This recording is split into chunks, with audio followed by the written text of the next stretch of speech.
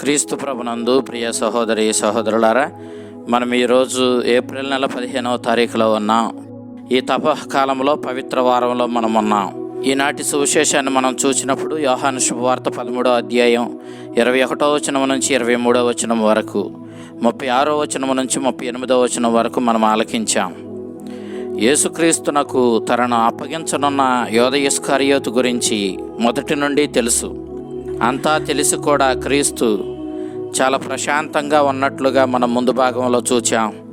కానీ ఈనాడు సువిశేషంలో యేసుక్రీస్తు తనను అప్పగింపనున్న యోధ ఇస్కరియోతు విషయంలో ఆంతరంగికంగా ఎంతో ఆందోళన చెందుతున్నట్లుగా సువిశేషం మనకు తెలియజేస్తూ ఉంది. యేసుక్రీస్తు 2 సందర్భాల్లోనూ తన ప్రేమను, తన స్నేహభావాన్ని అదే రీతిలో కొనసాగించాడు. తనను అప్పగించనున్న యోధ ఇస్కరియోతును, తన శిష్యులందరినీ కూడా ఒకే రీతిలో ప్రేమించినట్లుగా, ఆదరించినట్లుగా మనము సువిశేషంలో చూస్తూ ఉన్నాం. యోహాను శుభవార్త 13వ అధ్యాయం 1వ వచనంలోను, 15వ అధ్యాయం 13వ వచనంలో మనం చూసినప్పుడు యేసుక్రీస్తు ఎంతగా తన శిష్యులను ప్రేమించాడో మనం గమనించవచ్చు. యోధ ఇస్కరియోతు క్రీస్తును అప్పగించడం అనే అంశం క్రీస్తును చాలా బాధించింది. అతని హృదయ కవాటాలు తెరవబడి యోధ ఇస్కరియోతు కోసం అతడు ఎంతో ప్రేమతో అల్లల్లాడిపోయాడు.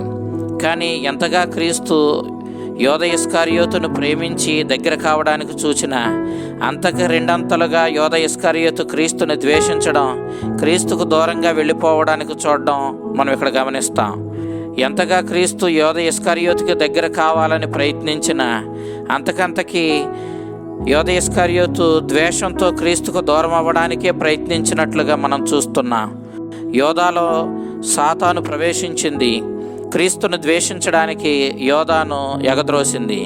ఎంతగా క్రీస్తు ప్రేమించాలని చూస్తే అంతగా ద్వేషంతో, స్వార్థంతో, ఈ లోక వాంఛలతో యోధ ఇస్కరియోతు క్రీస్తుని దూరంగా ఉంచాడు. యోధ ఇస్కరియోతు క్రీస్తుకు దూరమయ్యాడు. కానీ క్రీస్తుని ప్రేమే చివరికి గెలుస్తుందని, క్రీస్తుని ప్రేమ మరణం కంటే గొప్పదన్న విషయాన్ని మనం 15వ అధ్యాయం 13వ వచనంలో చూస్తున్నాం. చివరకు గెలిచేది ప్రేమేనని క్రీస్తుకు స్పష్టంగా తెలుసు.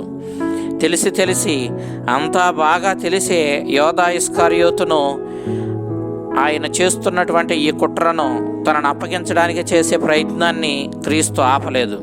క్రీస్తు పేతురుతో, నన్ను ఎరుగనని నువ్వు ముమ్మారు బొంకెదవని హెచ్చరించాడు. అయితే యోధ ఇస్కరియోతు ఏ విధంగా క్రీస్తుని మాటలను లెక్క చేయలేదో, పేతురు కూడా క్రీస్తుని మాటలను అంతే రీతిలో పట్టించుకోలేదు. పేతురు క్రీస్తు కోసం ప్రాణాలిస్తానని ప్రగల్భాలు పలికాడు.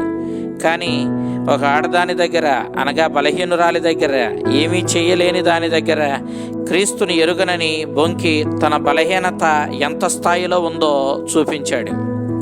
18వ అధ్యాయం 7వ వచనంలో మనం ఇది చూస్తాం.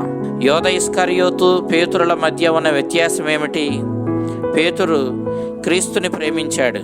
తన మీద, తన ప్రేమ మీద ఆధారపడకూడదని పూర్తిగా ఈ దెబ్బతో అతనికి అర్థమయ్యింది. క్రీస్తును అతడు ప్రేమించింది ఎంత సత్యమో అతనికి తెలిసింది.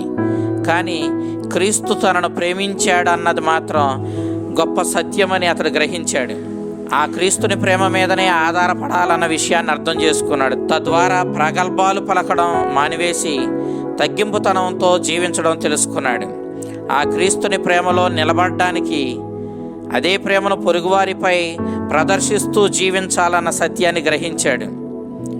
యోహాను శుభవార్త 21వ అధ్యాయం 15వ వచనం నుంచి 19వ వచనం వరకు మనం చూసినప్పుడు ఈ సత్యాన్ని మనం గ్రహిస్తాం. నేడు క్రీస్తు అనుచరులుగా ఈ సత్యాన్ని గ్రహించి పేతురు వలె జీవించవలసిన బాధ్యత మనందరి మీద ఉంది. యోధ ఈ లోకాన్ని, దాని ధనాన్ని, అధికారాన్ని ప్రేమించాడు. సాతాను వశమైపోయాడు. పేతురు క్రీస్తుని ప్రేమించాడు. తాను తప్పిదం చేసినా తన తప్పును గ్రహించుకొని, సరిదిద్దుకొని మరలా క్రీస్తు వద్దకు వచ్చాడు. తన జీవితాన్ని ధన్యం చేసుకున్నాడు. కాబట్టి మనం కూడా పేతురు వలె ప్రవర్తించాలని, మనలో బలహీనతతో అనేక సందర్భాలలో పాపం చేసే గుణం ఉందన్న సత్యాన్ని గ్రహించి, మనం దేవుణ్ణి ప్రేమించడం గొప్ప విషయం కాదని, మన ప్రేమ అంత దృఢమైంది కాదని మనం బలహీనులమని గ్రహించుకొని మనల్ని ప్రేమించిన ఆ దేవుని ప్రేమను గుర్తించి ఆ దేవునికి కృతజ్ఞత కలిగి ఆయన ప్రేమ దృఢమైందని గ్రహించుకొని ఆ ప్రేమ మీద ఆధారపడి ఆ ప్రేమమయుణ్ణి విశ్వసించి ఆయన చిత్తానుసారము జీవించడానికి, ఆయన ప్రేమకు తగ్గట్లుగా జీవించడానికి మనం ప్రయత్నించాలని నేటి సువిశేషం మనకి పేతురుని ఆదర్శంగా ఇచ్చి మనల్ని అడుగుతూ ఉంది.